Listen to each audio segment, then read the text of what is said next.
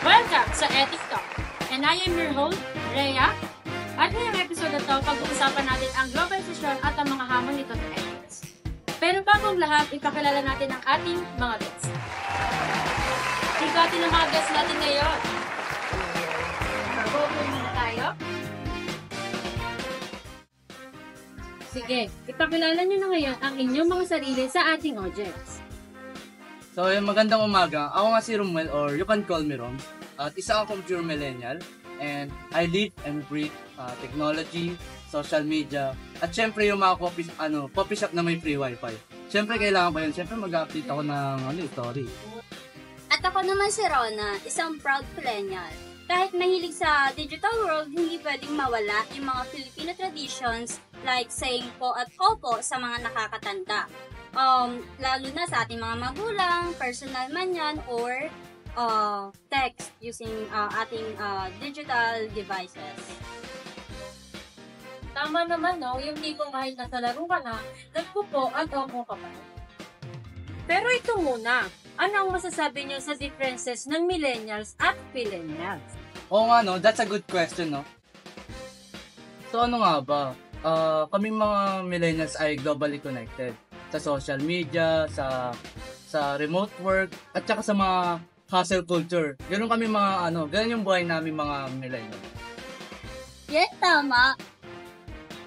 Pero kami naman mga millennials, diba naman, digital kami, oo, pero naka-embed pa rin sa amin yung mga Filipino family values, tulad nga ng sabi ko kanina, yung mga traditional na traditions natin na paggamit na po at opo, ayun, syempre ginagamit pa rin namin yun. Kahit nga yung work from home, diba, marami na sa atin ngayon na nagtatrabaho sa bahay, pero pagdating sa bahay, may boss pa rin naman tayo. Alam niyo kung sino?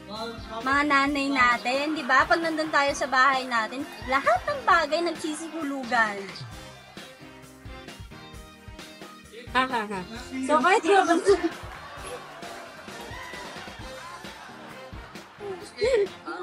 So kahit localize na tayo sa Pinas, yung mga nanay pa rin natin ng router. Disconnected ka man sa net, connected ka pa rin sa sigaw ng mama. Maraming salamat sa mga napakaganda niyong sagot at mga napaka-insightful.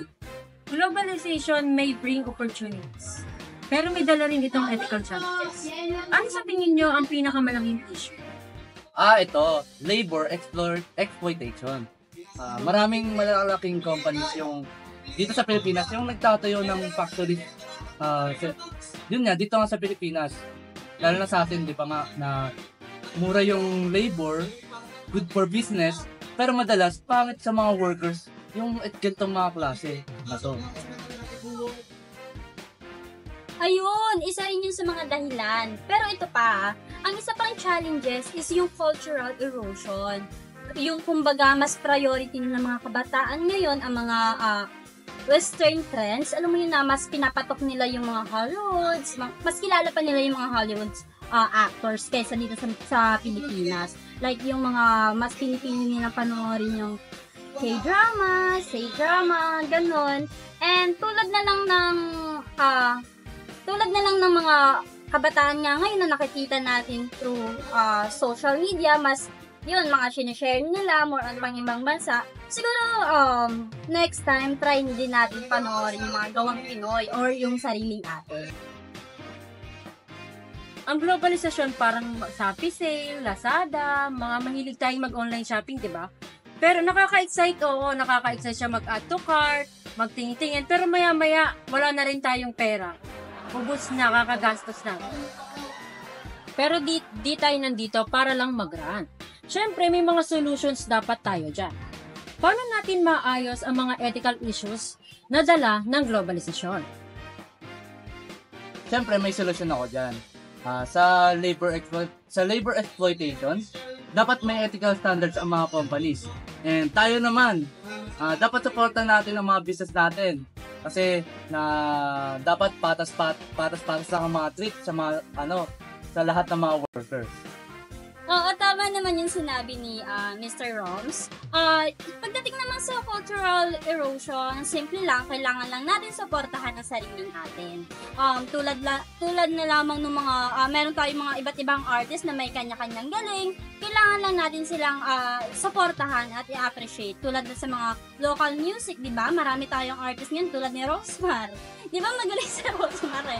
And also pagdating sa mga palabas natin sa series natin tulad ng, di ba sa GMA, masyadong makatotohanan sa GMA, talagang mabubugbog din tayo yung isip natin kung paano nangyari yun, di ba? Paano siya sumakset? Di ba? Pero biro lang. And yun, kailangan natin silang supportahan. And para din sa mga, habang nag-enjoy tayo, di ba? Parang nag-enjoy tayo habang sumusunod sa mga global trends. Ganon. At dito na nagtatapon ang Ethic Talk. Masaya tayo, natuto at higit sa lahat naging ethically responsible. At maraming salamat kina Mr. Rob at Miss Rona at salamat din sa iyo na nakitawa at namulit. Kita-kits ulit sa susunod na episode ng Ethic Talk Malian!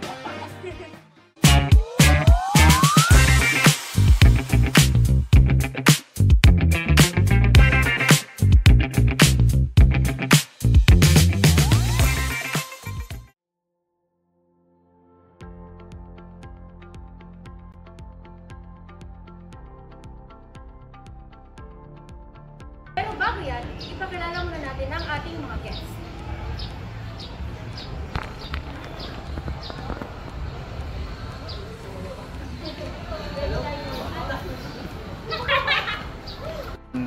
So magandang umaga.